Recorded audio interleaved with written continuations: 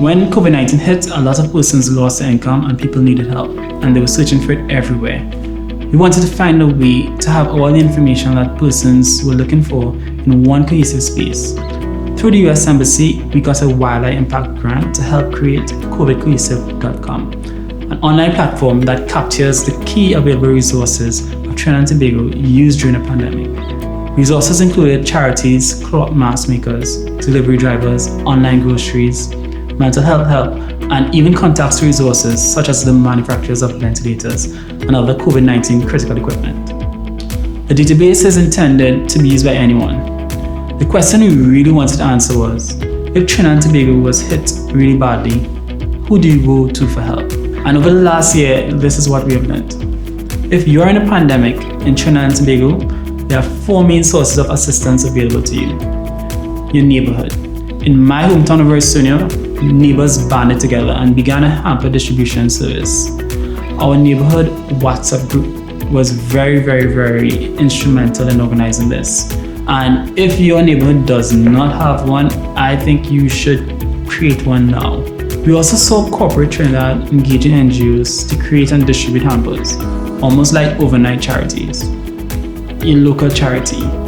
Charities really stepped up their game during the pandemic. As people came to us, we resorted to forwarding them to the charities that were actively making a difference on the ground. And special recognition must be given to the religious charities who we feel ramped up their response to this pandemic in the biggest way. Your local councillor. The councillor is responsible for all the persons in their electoral district. So if you're in need, you really ought to reach out to them because it's their responsibility to harness the resources within their community and distribute it to the people within them. The government organizes national assistance schemes to aid persons, and you can apply for aid here as well. Do not go to a large corporation. If you're not a registered entity, then large companies can't justify giving cash in a manner that they cannot legally account for. Large companies aren't necessarily set up for charity and work much better alongside existing charitable entities. During this pandemic, yes, we saw issues with the local current system of aid here in TNT. So at the beginning of the pandemic, we reached out through our social media networks to identify sources of help. And we got amazing responses. It was very encouraging to see the numbers of persons out there who were seeking to help. So we first began referring persons to charities closest to them. But then we would get calls back to us saying, well, no one answered or no one responded to the email. So we did an exercise to determine who was still active and found that out of the 161 charities identified, only 46 were actually responding. Charities that pop up overnight tend not to have a constant source of support and therefore tend not to be a long-term solution.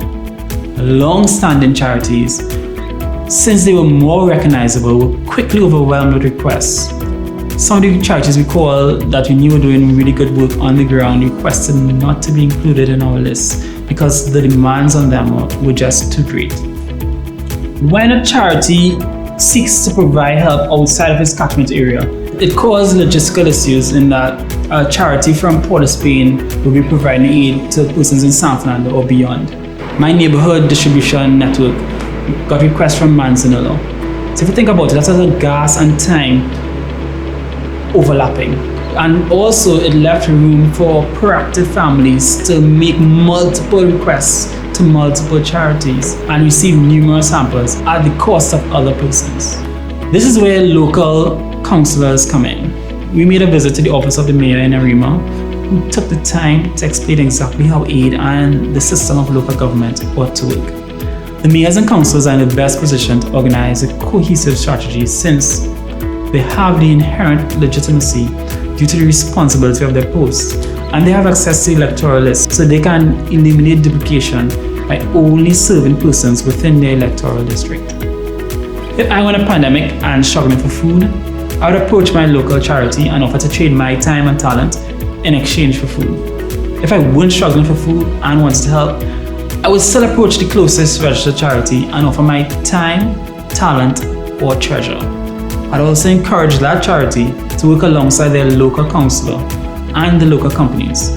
The companies can provide the treasure, the councillor, the resources, and the charities at the time.